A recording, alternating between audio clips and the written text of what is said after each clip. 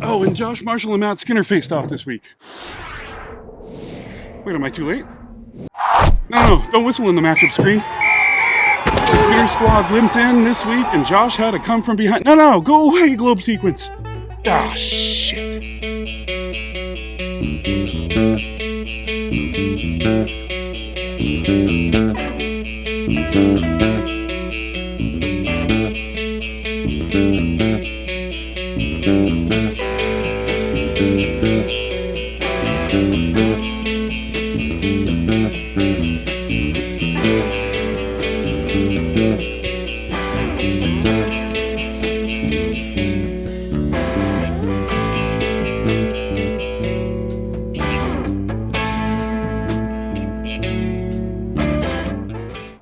What's up, Porch Nation? Welcome back to Porch Nation headquarters here in Worcester, Massachusetts, less than 80 miles away from where the fabled first Thanksgiving dinner took place.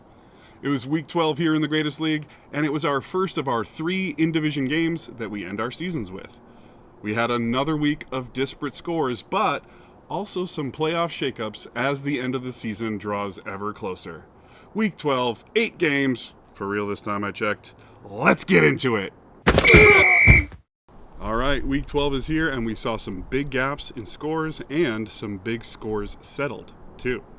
Let's start in the Northlands, where the competition for division supremacy has yet to be decided.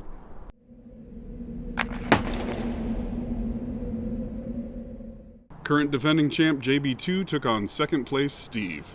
Steve has been up and down, but not out. Despite the fact that Joe has led this division for much of the season, Steve's squad has done well enough to stay only a game or 2 behind in the chase. Berg's struggles continue this week, and Steve rebounds from last week's loss.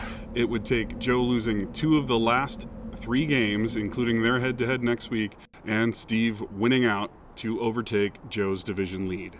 Speaking of Joe, he took on Dee's struggle squad this week.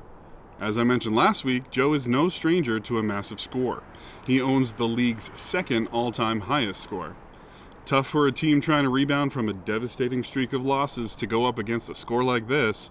Joe comes just 15 points shy of his personal best score, and Dee loses by nearly 100 points, despite besting her projection. On then to the West, where competition has been light this season.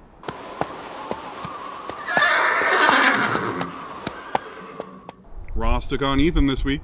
This game has heavy consolation bracket implications at its outset. This was a tight one coming down to a difference of just under 3 points.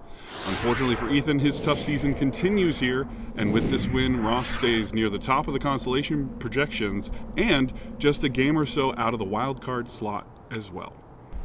In the other West matchup, I was afforded the opportunity to take down our division leader.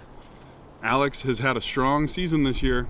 He took an L in week 1 and then lost by less than half a point to Ethan in week 8. Otherwise, he's been untouchable.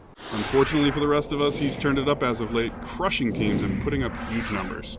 In fact, after this win, Alex is now the league's top scorer through 12 games. Speaking of the top scoring crown, let's move over to the division where the most overall points distinction used to reside, the South.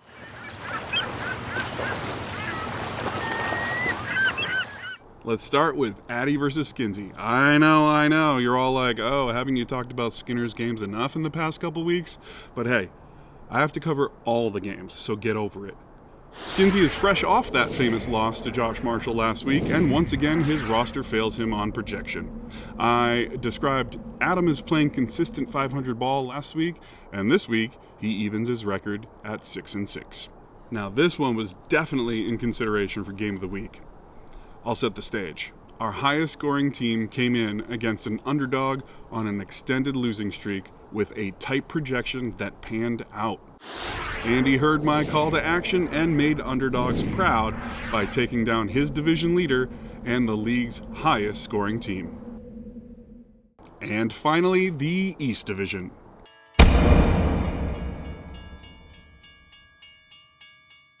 The East has been our most competitive division this season, and now they're providing the real drama as we get just a couple of games away from the playoffs. At the start of the week, no team was under 500, The division lead was a deadlock, and all 4 teams were in the fight for a playoff spot. Coming into this one, Jeff sat on the 6th seed spot, and Josh Marshall held the 5th spot, but with a tied record with Dylan, who held the 3rd spot due to a head-to-head tiebreaker.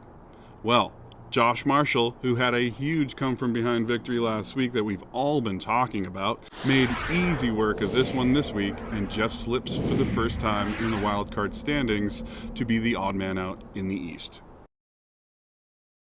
But he is still very much in play, just 1 game now out. Josh has now won 5 games in a row and stands alone this time as our league's longest winning streak.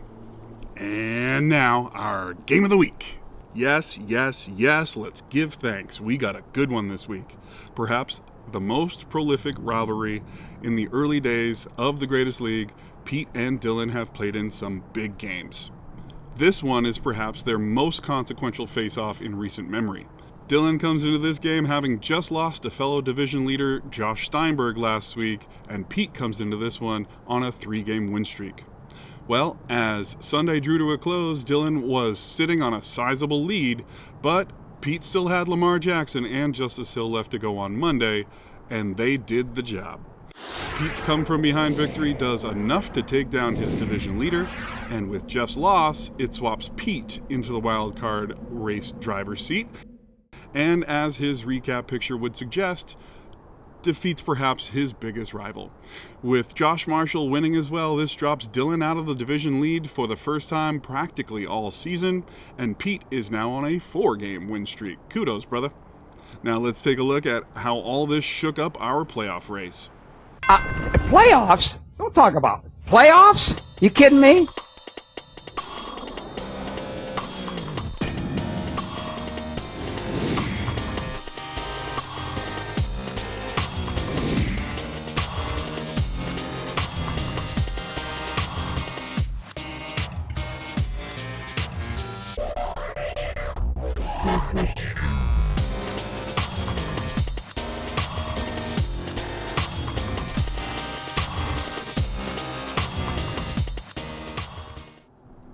Alright, that was week 12, folks, and the playoff picture becomes that much clearer.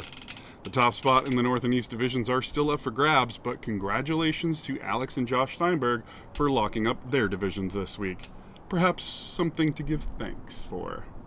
Speaking of, happy Thanksgiving to you and yours. I hope you enjoy some tasty foods and good tidings with whomever you spend time with this holiday. Looking ahead to next week, our penultimate week lucky number 13, we have more in-division fare and, I hope, more underdog victories. So until next week, keep gobbling, Porch Nation!